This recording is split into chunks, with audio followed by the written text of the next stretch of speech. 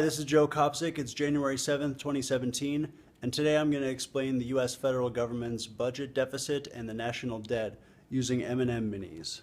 About 3 days before Donald Trump takes office, the national debt is going to pass $20 trillion. The national debt is the amount of money that the federal government owes in total.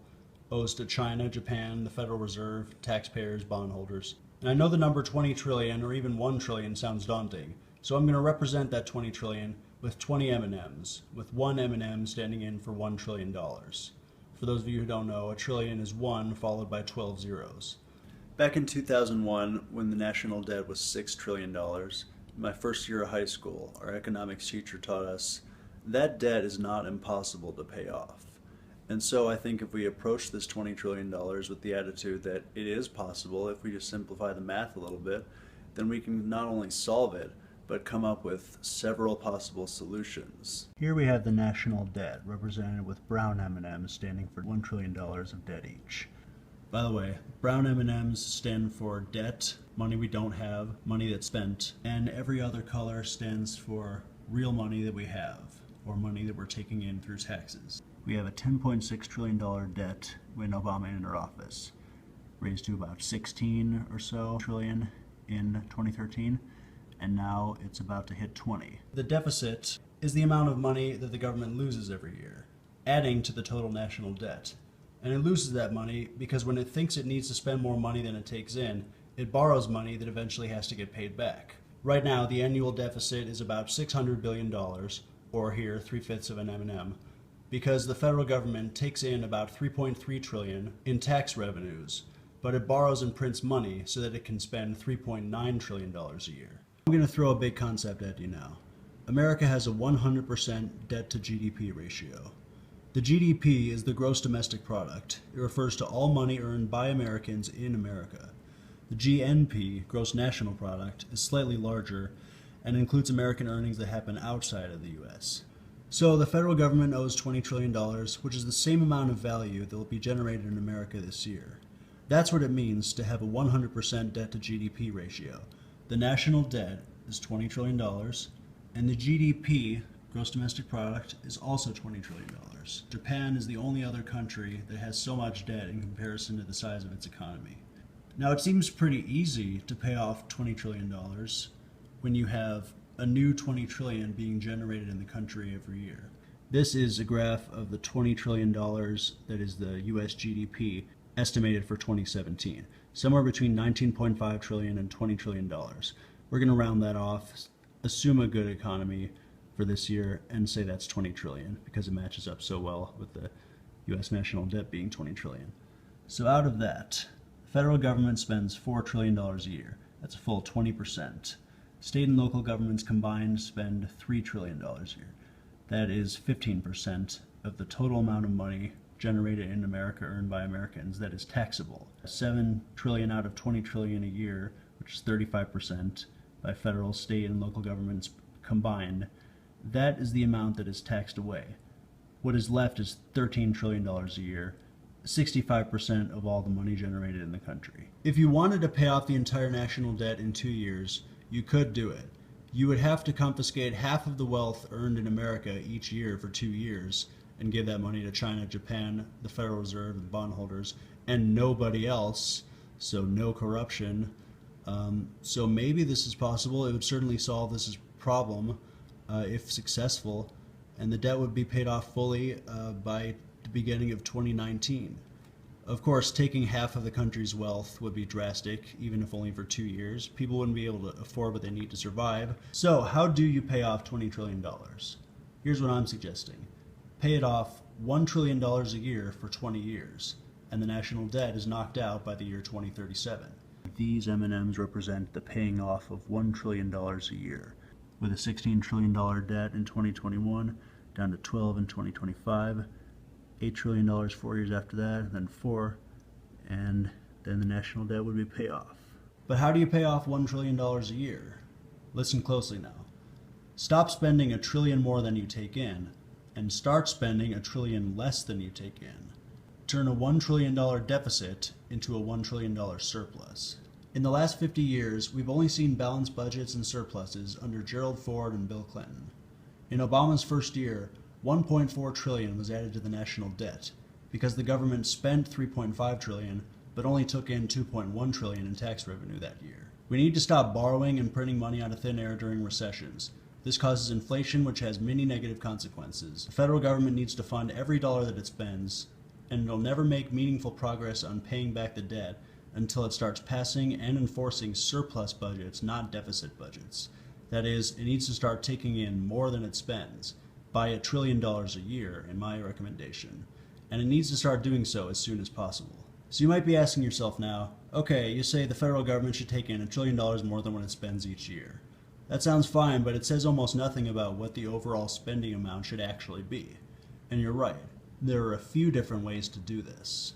So now we're going to talk about 4 possible budget solutions that save $1 trillion a year. The first way is the way that I would suggest, being a budget conservative and a libertarian. I think we should cut the federal budget by half, from $4 trillion to $2 trillion.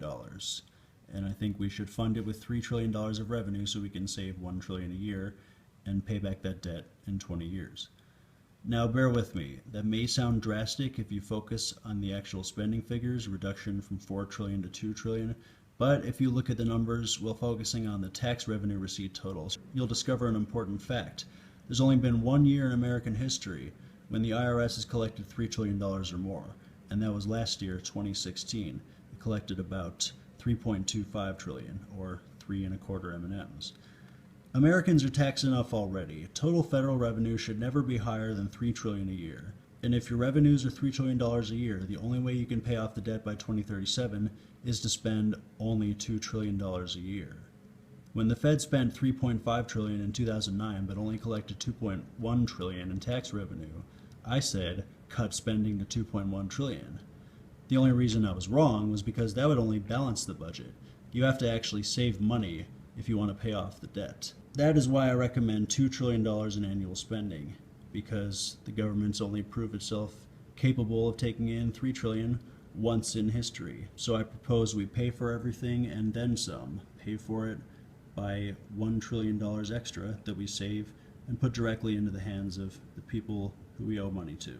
By the way, if you're wondering just how exactly you managed to cut $1.9 trillion from overall federal spending, that'll be discussed in great detail in part 2 of this video series, which deals with federal budget spending items. But of course that isn't the only solution. If you're not as conservative on the budget as I am, then maybe you'd prefer this. Solution number 2. Take in $4 trillion, spend $3 trillion. Like I said before, $3.25 trillion is the most money IRS has ever brought in. But if you have a way to raise taxes without breaking the economy, be my guest and raise them to $4 trillion. By the way, $3 trillion in annual federal spending is the kind of budget that moderately conservative fiscal hawks within the mainstream of the GOP would support.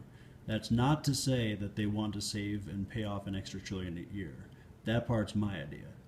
Now, another solution that pays $1 trillion a year towards the national debt is to agree with the Democratic leadership's request for $4 trillion in spending, but to only grant that request if the IRS can come up with $5 trillion in revenue. And that's 50% higher than the most taxes ever collected in 1 year. The fourth solution, which I've included here, is $5 trillion in spending with $6 trillion in revenue. The only people in American politics today who would call for that size budget or larger are Bernie Sanders, the Green Party, some figures in the socialist parties. One potential problem with having such a large budget is that under this solution, $2 or more out of every $5 earned in America would be spent by government at some level or another. If government wastes or mismanages all that money, or a substantial part of it, the deficit could start growing again and potentially get out of hand too easily. More money would be needed to fix the problems that never got fixed because of that mishandling of money, and the people might not be left with enough wealth to survive. Now remember what I said earlier. If you confiscate half of the people's wealth, even for only 2 years, very bad things can happen. That's why the gross domestic product should always be at least double the total spending by all levels of government combined. I'd like overall spending to be about 18% of GDP. Right now it's about 40%.